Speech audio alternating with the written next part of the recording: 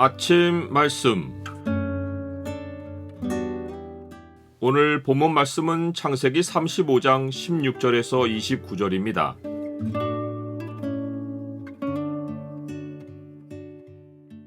땅에서 겪는 시련과 고난이 주의 계획을 멈추지 못한다. 오늘 본문을 약속의 창으로 보면 야곱 가정의 여러 불행에도 불구하고 하나님의 약속이 이루어진 증거가 무엇인지가 보입니다. 약속의 창을 보여주는 구절은 35장 26절입니다. 이들은 야곱의 아들들이요 밧단 아람에서 그에게 낳은 자더라. 야곱은 하나님의 지시에 순종하여 베델로 가서 제단을 쌓고 여호와 하나님을 경배합니다. 하지만 이것은 서원의 두 번째 내용을 이행한 것이고 아버지 집으로 돌아가는 첫 번째 서원 이행이 남아있고 하나님께서 자기에게 주신 모든 것에서 10분의 1을 반드시 하나님께 드리겠다고 한 약속이 남아있습니다. 이제 야곱은 일행을 이끌고 베델에서 길을 떠나 에브라스로 향합니다. 에브라스는 베들레헴을 달리 부르는 이름으로써 에브라스는 베델에서부터 아버지 이삭이 머무는 헤브론까지 가는 중간 길목입니다. 야곱이 집을 떠날 때는 이삭의 가족이 헤브론에서 더 남쪽인 부엘세바에 거류했습니다. 야곱이 떠나고 난 후 지금 이삭은 예전에 아브라함이 막벨라굴을 매입해 놓은 곳인 기럇 아르바의 마물에 곧 헤브론에 거류하고 있습니다. 야곱이 하나님의 지시에 순종하여 베델로 갈 때 라헬은 산딸이 임박해 있었습니다. 야곱은 베델에서 제단을 쌓고 하나님의 축복과 약속을 확인받고는 새로운 정체성인 이스라엘로서의 자기 인생을 새롭게 다짐했을 것입니다. 그러면서 야곱은 베델을 떠나서 아버지 이삭을 만나러 갈 때 라헬이 낳을 새 아이의 출생을 기대했을 것입니다. 그런데 야곱에게 또다시 시련이 닥칩니다. 야곱과 일행이 에브랏을 향하여 얼마 가지 않은 곳에서 라헬이 난산하여 죽게 된 것입니다.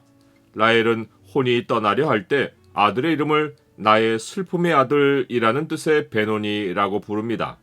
그러나 야곱은 사랑하는 아내를 끝까지 위로하려고 그 아이를 나의 오른손의 아들이란 뜻의 베냐민이라고 고쳐 부릅니다.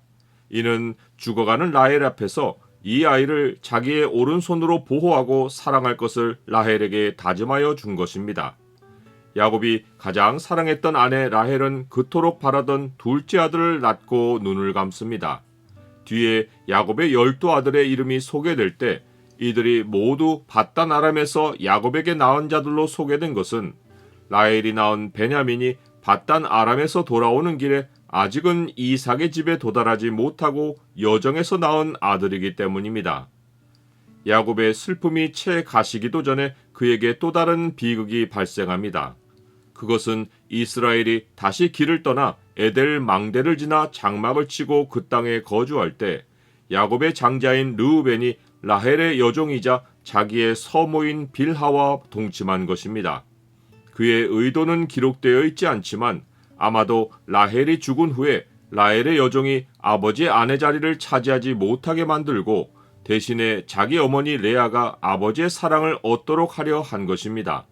르우벤은 밧단 아람에 있을 때도 어머니를 위해 합한 채를 구해와서 어머니 레아가 아버지의 사랑을 얻도록 해주려 했습니다. 이스라엘은 이 일에 대해 듣기만 하고 아무 행동을 하지 않습니다.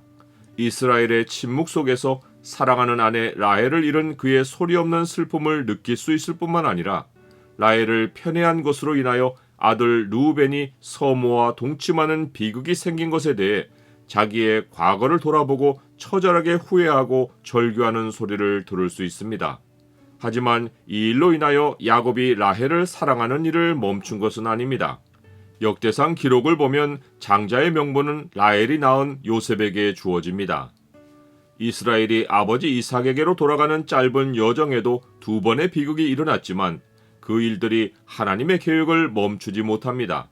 이스라엘이 하란에서 갖은 고생으로 보낸 20년의 험악한 나그네 세월과 가나안 땅에 돌아와서 숫곳과 세겜에서 보낸 10년의 견나간 세월에도 불구하고 하나님은 야곱의 일생을 통해 이스라엘 12족속의 기초를 놓으십니다. 시므온과 레위가 언약을 이용한 잔인한 살인을 저지르고 르우벤이 서모와 동침했어도 오히려 이 일로 인하여 그 다음 서열인 유다에게 축복의 조명이 비추어지고 하나님이 예정하신 구속사의 흐름이 정확하게 진행되어 나아갑니다. 나는 내 삶에 벌어지는 많은 고난과 슬픔에도 불구하고 하나님이 내 인생에 계획하신 뜻을 이루신다는 사실을 믿습니까? 야곱의 나그네 여정이 마치는 즈음에 12아들의 이름이 한 곳에 모여 소개됩니다. 이제부터 그들의 시대가 시작될 것이라는 암시입니다.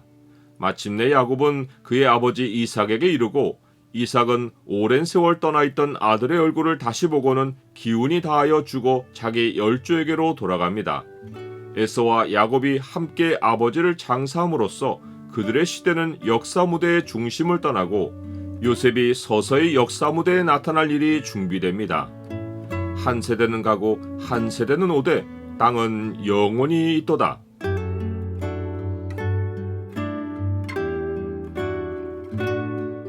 주님, 영원한 아버지 집에 도달하기까지는 땅에 많은 고난과 시련이 있습니다.